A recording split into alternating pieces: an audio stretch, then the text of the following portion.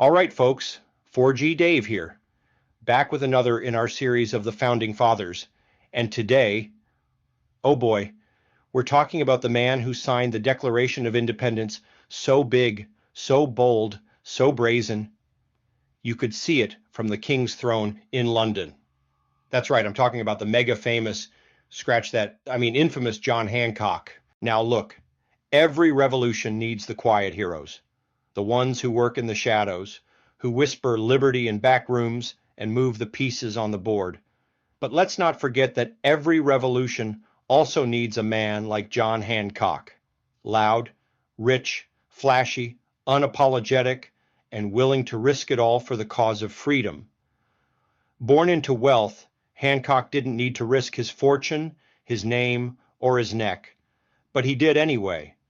And when the moment came, when that parchment of rebellion was laid out for the world to see, Hancock grabbed the quill and slapped his name right there in the middle, biggest and boldest of them all. Before he was the boldest signer of the Declaration, John Hancock was already one of the most prominent men in the colonies.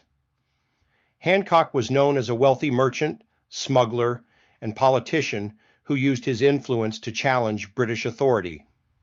He inherited a shipping empire from his uncle and quickly became one of the richest men in New England. But Hancock didn't just sit on his pile of money. No. He spent it fueling the patriot cause. He helped fund the Sons of Liberty, hosted rebel meetings, and used his position as president of the Second Continental Congress to steer the ship of revolution in its most crucial early days. He wasn't just putting ink to paper, he was putting his wealth, his reputation, and his life on the line. And he did it with style. After independence was won, Hancock didn't fade into the background. He became the first elected governor of Massachusetts, serving for more than a decade and helping shape the early republic.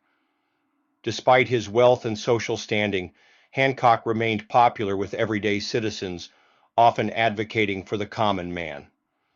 And while he never became president, despite flirtations with the idea, his legacy as a patriot, leader, and icon of defiance lives on. That signature, it wasn't just big, it was a promise that freedom would be written loud enough for the world to hear. So next time someone tells you patriotism has to be quiet, humble, and polite, remind them that the first and flashiest signature on the birth certificate of America belonged to a bold man in a velvet coat who stared tyranny in the eye and signed anyway. John Hancock, brash, brave, and born for the moment.